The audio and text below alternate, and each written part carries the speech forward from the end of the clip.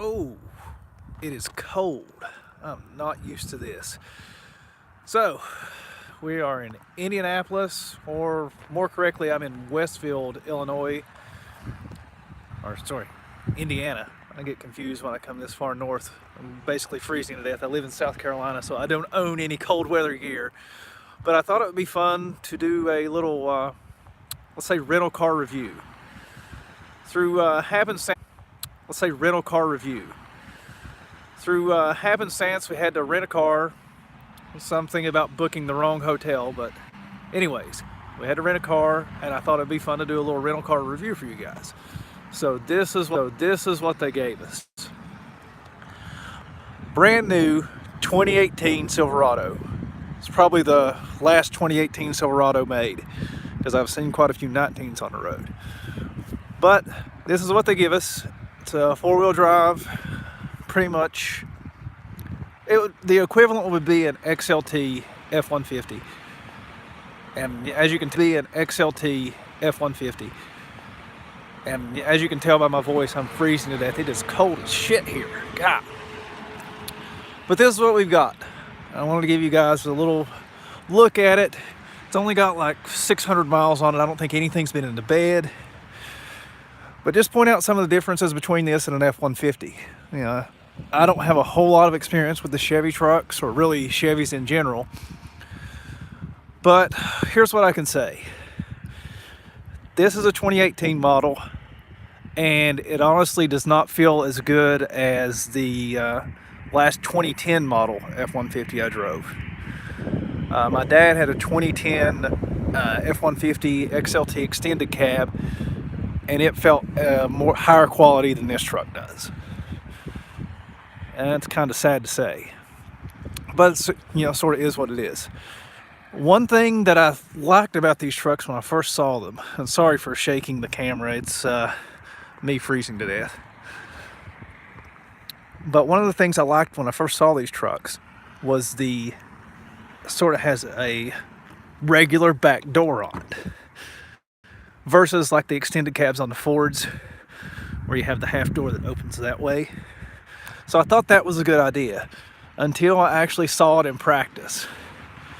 And that door opening is so small that it's basically impossible to get into. Especially if you look on this side with the seat all the way back. There's almost no room to get in this thing. And we have the seats folded up because we had luggage and everything in it. God dang, it's cold. I think it's like 25, and all I have is a hoodie and a leather jacket. So, here you can really see it. There's not a whole lot of space to get in here. Now, I do like, for safety, having this B-pillar here. So I think that's good. But compared to the wide opening Ford, not really. On the Ford, that door would go that way, and this would be completely open. It'd be a whole lot easier to get access to the back. So I think it's a good idea in theory. Just in practice, it doesn't really work with a door that small. I am really shaking this camera. But oh yeah, and then Stacy points out there's a Focus ST. Daggone it, I'm shaking so bad. It's so cold. Oh, we are Southern people. So I pointed out something bad. Now I think I should point out something that's really bad, and then something that's sort of shitty, and then I'll leave on a good note, because I want to get in the heat. Something that's really shitty. This is a 2018 truck. You can look at this frame, and that is still a wax undercoating. I can put my initials on it. That's nice. Here, let's do this. Sid. That's nice. They're still wax coating the frames in 2018. That should be powder coated or some kind of electroplated process. Wax, you can see right here on my key. If it'll focus. That's your undercoating coming off on that key. That's pitiful.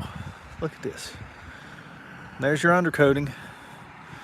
Hope you don't need to have your frame not rust. Another thing I thought was kind of goofy on these trucks was this step in the bumper. You know, Chevy used to make fun of Ford having the step in the tailgate, the man step. I have that on my F-350, and let me tell you, it makes a huge difference getting into the back. Their solution was to put this step in the bumper. So you got this little step right here. You're gonna step on that and get in. Well, this step is only about 4 inches lower than this step. That's not much of a difference. I think that's just a marketing ploy. Okay, one more thing that's kind of crappy. Interior wise, it feels like it's a 10-year-old truck. I'm gonna start it up so Stacy doesn't freeze to death. It does sound decent. Watch this. I like the LED lights. The thing has LEDs in it from the factory. That's neat. But watch this. The headliner, it shakes.